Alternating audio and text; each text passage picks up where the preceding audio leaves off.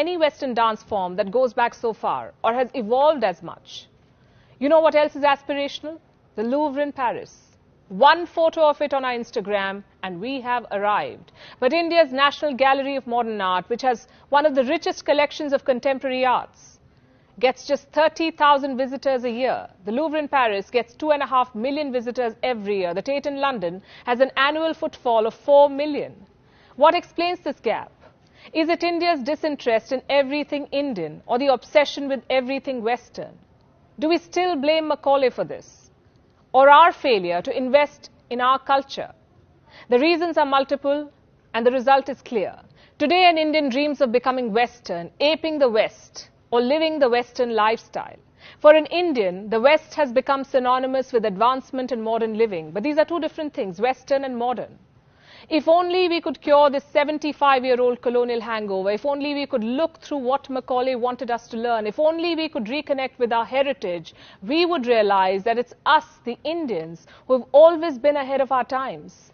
Ancient India was aspirational, ancient India was advanced.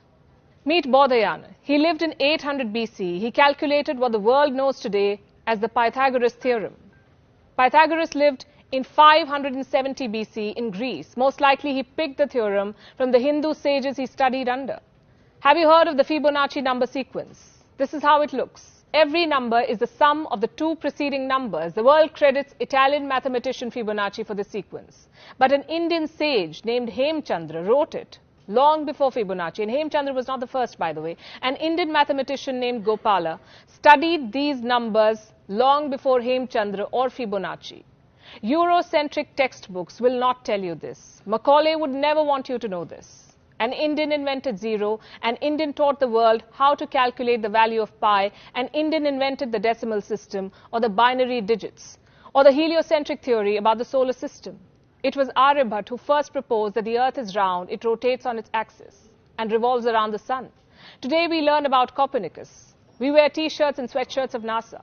But 1,000 years before Copernicus, Aryabhat determined the diameter of the earth. He also determined the diameter of the moon. The culture of science in India dates back 5,000 years. Did you know the modern English brick bonding was inspired by Indus cities?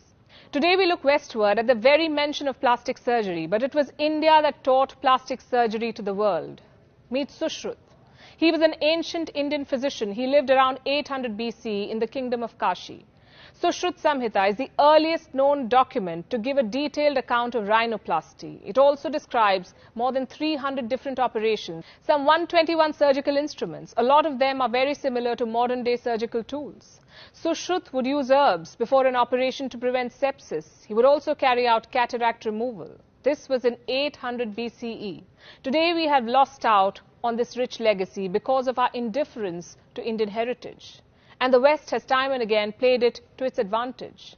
In the early 1990s, two American researchers staked a claim to the US Patent and Trademark Office. They said they discovered the healing properties of turmeric or haldi.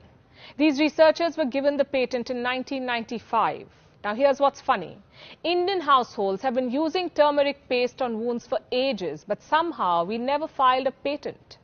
Around the same time, a US company applied for another patent. This was about using neem as a pesticide. Again, something Indian farmers have known for ages. This patent too was granted. Do you think there is a lesson in all of these stories? I would say there is. The world we live in will always have false claims. History will always be Eurocentric.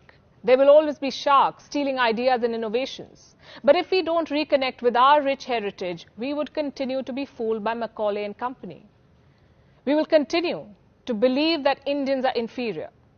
The world won't remind you that the Industrial Revolution that started in the West was powered by the cotton gin, and that the machine was invented in India. India also had the earliest known dock. It was at Lothal in Gujarat. Steel was made in India as early as 500 BC. It is possible that Indian scientist Kannad devised the atomic theory centuries before John Dalton was even born.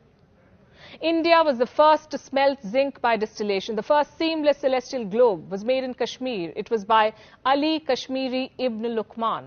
And despite all of these advancements, India never went on an offensive. India never invaded another country. We did not have crusades.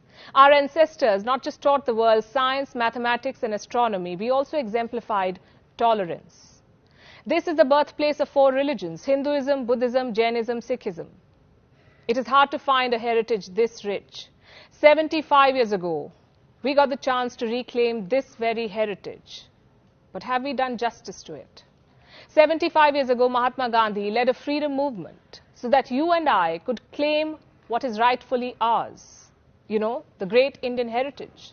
But 75 years on, our minds may still not be free and our spirit of innovation not completely unleashed. Look at the number of patents India filed in 2020 and compare this to the rest of the world. This is just one parameter, but it tells you the story. Freedom is supposed to nourish critical thinking. Freedom is about being proud of your culture, your color, your customs. So let's stop looking westwards. Let's look inwards. We've been free for 75 years. It's time we reclaimed our lost glory. It's time we reconnected with our heritage and got back to being what we've always been, far, far ahead of the times.